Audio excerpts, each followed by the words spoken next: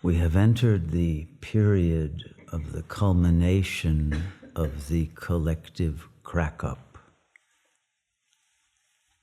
And this is happening at every level of manifestation.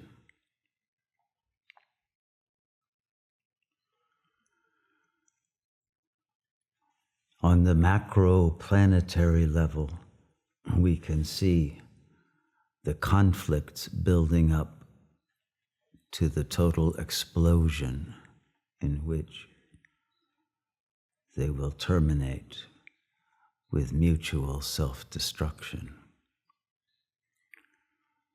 But we see that also at every lesser level of social organization and of internal psychological disorganization and dysregulation, which are increasing. And as the consciousness of the ego fragments and cannot stop from acting out its shadow and projecting its conflicting antagonisms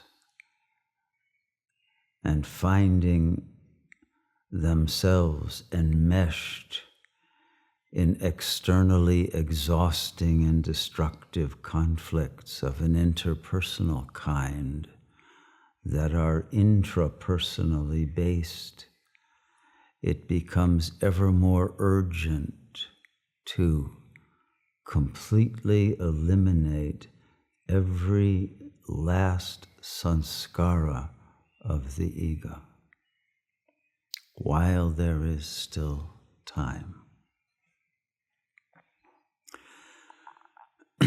And the Supreme Lord has ordained that the 4 a.m. meditation, this period known as the Brahma Muhurat, is the time in which the energy of consciousness will be accelerated in its reception of the power to transmute and dissolve the collapsed quantum wave functions that are creating in the consciousness glitches that cannot otherwise be removed. And that is why it is part of the seva of yogis to gather together in this time and support the energy field so that all the beings will be able to receive the fullness of that energy that is being attuned to by each node of consciousness acting as a transceiver and emanating it into the field, so that the entire morphogenic superorganism becomes raised in its level of consciousness.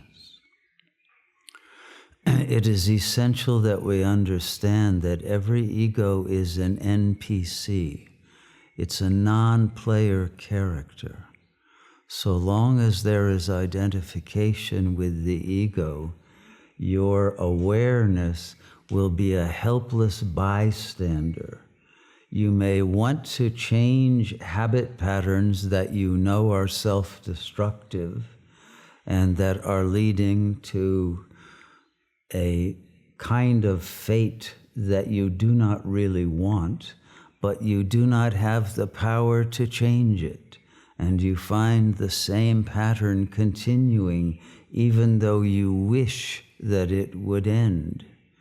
Because there is no power within the consciousness to transmute its own sanskaras from within the ego system that is the product of those sanskaras. And therefore, the awareness must completely separate.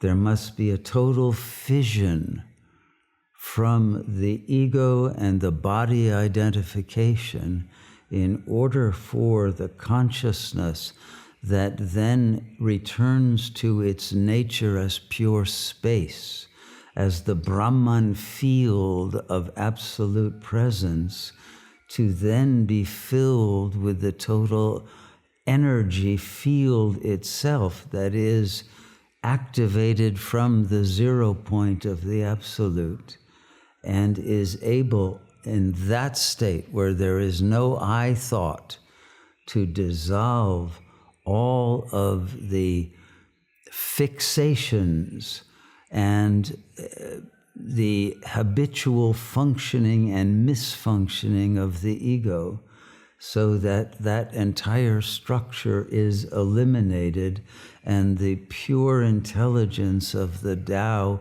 functions as the operating system of the body-mind.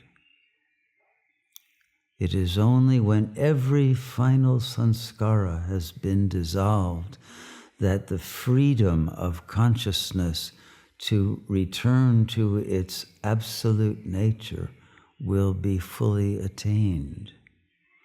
But there must be an immediate disidentification and disinterest, not only in the body but in the ego narratives, so that the power to turn away from them and receive the energy, the Shakti, to silence the mind, so that the presence of God and the information from God consciousness is able to be received and metabolized and transformed into behavioral patterns that are in sync with the will of the Supreme Power that is ruling and directing the entire morphic field of the cosmos. And the urgency of achieving this liberation now is extremely intense. The margin of time that is left is very small. And those who do not live in the ashram will find that the energy out there is so much worse, so much more tamasic, so much more violent and criminal, and so much more threatening in so many ways, that the luxury of meditating and of being in peace and not having to deal with survival issues will distract you from the highest priority of liberation. But at this point, nothing else matters.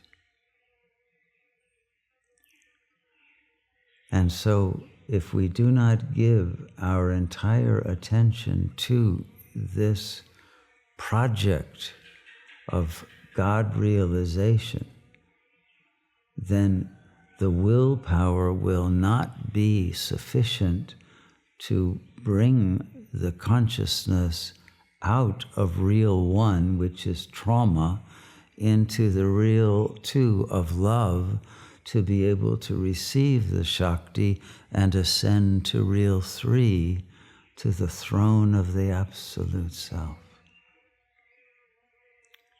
And all of this must be achieved in real time, before time and space have been shown to be unreal. And after that complete fission of your awareness from everything in the manifestation, so that you enter into the total inconceivable emptiness in which there is literally no world, no duality, no manifestation, because it is all a dream. And once you have entered fully into the mind of the dreamer, that dream disappears from the conscious presence, even though the character within the dream field continues to function and to function flawlessly. but the awareness itself is saturated with light. And that light washes out all, not only interest in, but focus upon whatever activities are happening upon the holographic screen. And the mind that is in the light of the projector is now able to modulate the film that determines what is actually appearing on the screen.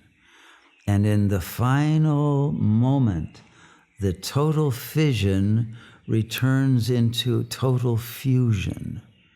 And in that absolute fusion, there is no longer any difference between flesh and spirit, between cosmos and consciousness. And it is that absolute unity that then brings the power of the light to dissolve all of the cosmic quantum wave functions that have collapsed into their intergalactic forms, and return the entirety of the luminous energy of the cosmos back into the 0 point of the singularity.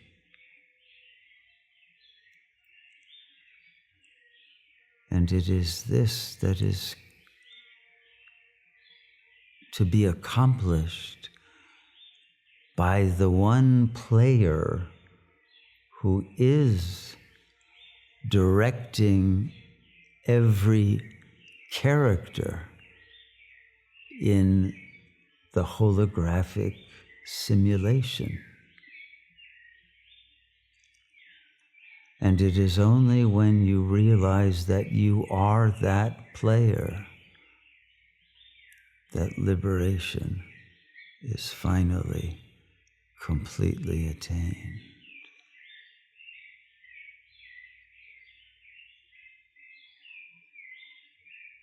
May you have the clarity of mind and the power to retain this knowledge in its essential nature as the pure discernment of the real and the power to let go of the unreal in the immediacy of the now.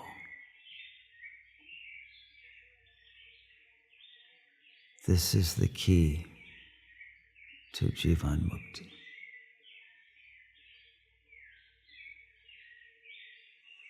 Namaste.